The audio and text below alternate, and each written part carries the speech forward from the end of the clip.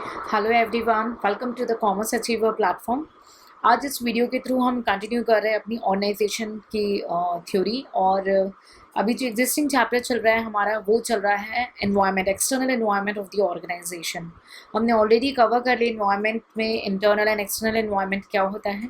और आज इस वीडियो के थ्रू जो हम टॉपिक कवर करने जा रहे हैं वो है रिसोर्स डिपेंडेंसी थ्योरी। देखिए, बेसिकली इसकी नॉलेज होना, बेसिक नॉलेज होना बहुत ज़्यादा ज़रूरी है as an examination point of view. आपको मैं जो स्क्रीन में शेयर करूंगी और इन डेप्थ नॉलेज शेयर करूंगी, ये आपकी चॉइस होगी कि वो आपके एग्जाम के व्यू पॉइंट में कितना आपको रिक्वायर्ड है, तो आप उसको कंप्लीट रीडिंग करेंगे। और बाकी जो मैं आपको एक्सप्लेनेशन दूंगी दैट इज सेल्फ सफिशिएंट कि आप उसको केवल अंडरस्टैंड करें। ठीक है, so stay tuned and let's see. तो चलिए देखते हैं रिसोर्स डिपेंडेंसी थ्योरी। तो नेम इटसेल्फ बोल रहा है कि रिसोर्सेस के लिए जो ऑर्गेनाइजेशन है वो डिपेंडेंट रहेगा।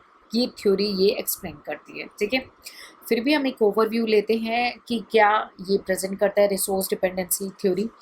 आपको मैंने एक्सप्लेन किया ऑलरेडी कि ये ऑर्गेनाइजेशन है, ये उसके इंटरनल फैक्टर्स हैं और ये इसके एक्सटर्नल फैक्टर्स हैं। ऑर्गेनाइजेशन अपने रिसोर्सेज में कुछ भी मैन्युफैक्चर कर रहा है तो उसके लिए वो रॉ मटेरियल के लिए कहीं ना किसी सप्लायर्स के ऊपर डिपेंडेंट रहता है ना। तो रिसोर्स के लिए वो कहीं ना कहीं आउटसाइडर, एक एक्सटर्नल सोर्स के ऊपर डिपेंडेंट है। ठीक है, जो भी ऑर्गेनाइजेशन है। तो ये जो रिसोर्स है, ठीक है, ये इस ऑर्गेनाइजेशन के लिए कितना ज़्यादा इम्पोर्टेंट है उस पर डिपेंड करता है। ठीक है, और उसके बाद वो कितना कॉम्पिटिटिव उसके लिए होता है। ठीक है, तो ऑर्गेनाइजेशन को बहुत ज़्यादा कॉन्शियस होना पड़ता है क्योंकि जो ये रॉ मटेरियल है ये उसके लिए एक एक्सटर्नल सोर्स से मिलता है, एक एक्सटर्नल सप्लायर से मिलता है। और इसको मार्केट में अगर सस्टेन रहना है, तो इसको रॉ मटेरियल सप्लायर से अच्छा रिलेशनशिप रखना पड़ेगा। ठीक है, आपको जैसे याद हो कई अभी रिसेंट एग्जाम्पल, अगर हम कोविड के लिए ले लें, कोविड सिचुएशन में भी कहीं पे अगर आप देखेंगे रॉ मटेरियल नहीं मिल रहा है ना, तो फाइनल मैन्युफैक्चरिंग नहीं हो पाती है। तो ऑर्गेनाइजेशन की जो सक्सेस है ना वो रॉ मटेरियल पे डिपेंड हो जाती है, उस रिसोर्स के ऊपर डिपेंडेंट हो जाती है। ठीक है, फॉर एग्जाम्पल आपको याद हो रिसेंटली न्यूज़ में आया था कि पाकिस्तान के में पावर की क्राइसिस हो गई।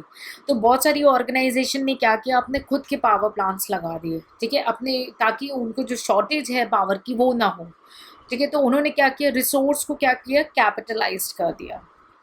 रिसोर्स को कैपिटलाइज कर दिया कि उनको किसी और के ऊपर डिपेंडेंट ना होना पड़े। तो उन्होंने क्या गेन कर लिया, कॉम्पिटिटिव एडवांटेज गेन कर लिया अपने कॉम्पिटिटर के आगे, बेनिफिट गेन कर लिया, आगे निकल गया, है ना। सो जो ऑर्गेनाइजेशंस हैं उनको कैपिटलाइज अगर कर देंगे रिसोर्सेज को, तो भाई मुश्किल घड़ी में जो है, बैड टाइम की सिचुएशन में वो उनको यूज़ कर पाएंगे रिसोर्सेज को और सस्टेन कर पाएंगे, मार्केट में सर्वाइव कर पाएंगे। फॉर एग्जांपल कोविड की जब सिचुएशन आई तो जिनके पास रॉ मटेरियल था, ठीक है, वो सेल कर रहे थे धीरे धीरे और उन्होंने मार्केट से थोड़ा बहुत फेच कर लिया। अब जिनके पास नहीं है, जिनका सप्लायर से कांटेक्ट नहीं है, जिनके पास रिसोर्स अवेलेबल नहीं है, लाइक मैन्युफैक्चरिंग फर्म, सपोज करो क्लोथ मैन्युफैक्चरिंग है, तो अगर उन्होंने सेल करनी है, थोड़ी बहुत ही करनी है, तो वो रॉ मटेरियल मिलना चाहिए तभी तो वो बनाएंगे और उसको सेल कर पाएंगे। तो सस्टेन करना है, तो सस्टेन करने के लिए अगर आपने अपने मटेरियल को कैपिटलाइज कर दिया तो आपने कॉम्पिटिटिव एडवांटेज हासिल कर लिया अपने कॉम्पिटिटर के सामने। ठीक है, तो हमें ये सब पता है कि इन्वायरमेंट में लिमिटेड रिसोर्सेज हैं और ऑर्गेनाइजेशन जो है वो डिपेंडेंट होती है। ऑब्वियसली जो ऑर्गेनाइजेशन है अपने सक्सेस के लिए एक एक्सटर्नल रिसोर्स के ऊपर डिपेंडेंट है, उनके ऊपर उनका कंट्रोल नहीं होता पूरा और वो काफ़ी अनसर्टेन है ना। सो बेटर है कि कैपिटलाइज कर ले, लेकिन सारे लोग कैपिटलाइज नहीं कर सकते हैं। सो दिस थ्योरी सेज कि ऑर्गेनाइजेशन जो है रिसोर्स के लिए हमेशा डिपेंडेंट रहती है। ठीक है, स्कॉट की डेफिनेशन देख लेते हैं, एक बार मैं आपको स्क्रीन शेयर कर दूं।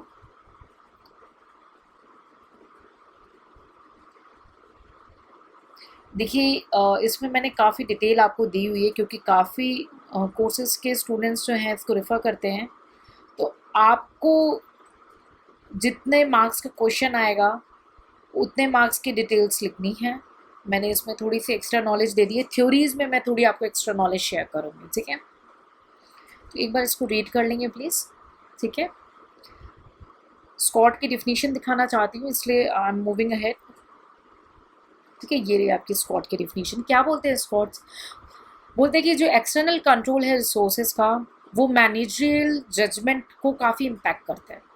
ठीक है, ऑर्गेनाइजेशन के गोल को इम्पैक्ट करता है और ऑर्गेनाइजेशन को थ्रेटन करता है, उनके एग्जिस्टेंस को। कई कंपनीज बंद हो गई, आपने सुना कोविड के टाइम में कई ऑर्गेनाइजेशन शट डाउन हो गए, अच्छे खासे चलते बंद हो गए। क्यों? रिसोर्सेज। भाई और भी फैक्टर्स हैं, हमने एक्सटर्नल फैक्टर्स बहुत सारे पढ़े हैं, but one of them is also a resources. ठीक है, so what he says that the external control of the resources may, it not shall, it may, शायद से, reduce managerial judgment, interfere with the achievement of organizational goal, and ultimately threaten the existence of the focal organization। ठीक है, ऐसे कई definitions हैं, मैंने आपको share कर ली, एक बार उसको रीड कर लेंगे। ठीक है, तो इसमें बताते क्या है कि जो फर्म है वो इन्वायरमेंट पे डिपेंडेंट है अपने रिसोर्सेज के लिए, और उन्हें कोई ना कोई स्ट्रैटेजी फॉलो करनी चाहिए ताकि उनके पास रेगुलर रिसोर्सेज अवेलेबल है। ठीक है, ऑर्गेनाइजेशन के बिहेवियर को ये जो एक्सटर्नल इन्वायरमेंट है ये बहुत ही ज़्यादा जो है कंसर्निंग है, बहुत ज़्यादा ही इम्पैक्ट करता है, और ऑर्गेनाइजेशन जो है वो रिसोर्स पे फुल्ली डिपेंडेंट है एक तरीके से अपनी सक्सेस के लिए। ठीक है, सो अगर आपने रिसोर्स पे कंट्रोल रखा, ऑर्गेनाइजेशन ने रिसोर्स के ऊपर कंट्रोल रखा, तो वो कॉम्पिटिटिव एज हो जाएगा, उसके लिए कॉम्पिटिटिव एडवांटेजेस हो जाएगा, और एक तरीके से पावरफुल हो जाएगा वो ऑर्गेनाइजेशन जिसका अपने रिसोर्सेज पे कंट्रोल है। तो पावर आ जाएगी उस ऑर्गेनाइजेशन के पास। ठीक है, और सजेस्ट ये करता है थ्योरी कि एक ऑर्गेनाइजेशन को कई सप्लायर्स के साथ कांटेक्ट में रहना चाहिए, ताकि अगर एक के थ्रू नहीं मिल पा रहा है या एक के थ्रू कुछ बायस हो गए तो आपके पास एक ऑल्टरनेटिव ऑप्शन होना चाहिए, है ना। कुछ इसके एजम्पशंस हैं इस थ्योरी में, मैं उसको भी एक बार आपके साथ शेयर कर देती हूँ, and it's all your choice कि आपने as per requirement of the exam आपको रेफ़र करना है कि नहीं करना है। ये कुछ एजम्पशन है। डिग्री ऑफ डिपेंडेंस जो है आपकी कैसे मेज़र होगी कि कितना इम्पॉर्टेंट है आपका रिसोर्स। ठीक है, एलोकेशन कैसा है, मोनोपॉली है कि नहीं है, उन सारी फैक्टर्स पे डिपेंड करता है। ठीक है, बस एक तरीके का बैलेंस चाहिए सारी चीज़ों पे। अगर आपको याद हो कि टेलीकॉम जो कंपनीज़ है, लाइक रिलायंस ने अपना सेम और ये सब तो निकाला, फिर मोबाइल भी निकाल दी थी, याद आया हो तो आपको, है ना। तो क्या है, रॉ मटेरियल को भी खुद के कंट्रोल में कर दिया था कि भाई कम दाम में मोबाइल लो और रिचार्ज कराओ, है ना, ऐसे करके स्ट्रैटेजीज हैं।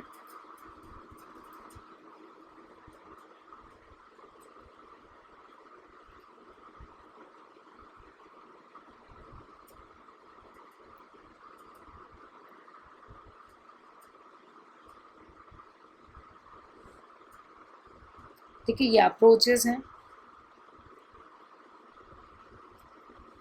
ये insulation of organization from external resources हैं, ये ओवर एनवायरमेंट है। ठीक है,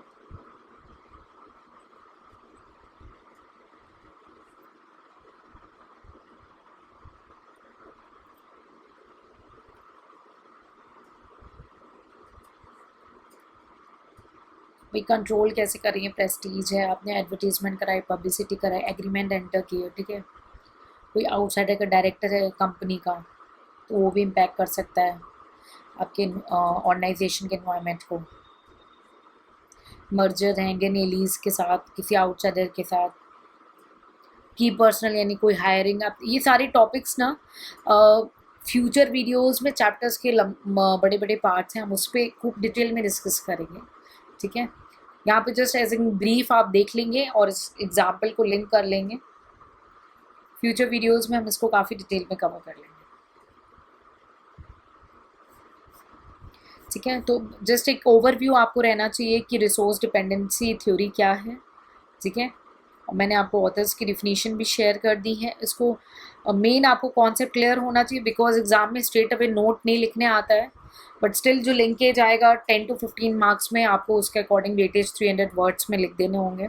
ठीक है, कॉन्सेप्ट क्लियर होना चाहिए, एक बार रीड कर लेंगे। मैंने आपको इसलिए कंप्लीट नॉलेज दे दी। थ्योरी में मैंने आपको बोला कि मैं बहुत ही इन डिटेल दे दूँगी, इट डिपेंड्स ऑन यू कि आपको अगर टाइम अलाउ होता है, आपके पास है, तो आप उसको कम्प्लीटली रीड करके उसको मेमोराइज कर लेंगे, ठीक है। So take care, see you in the next session with the new topic.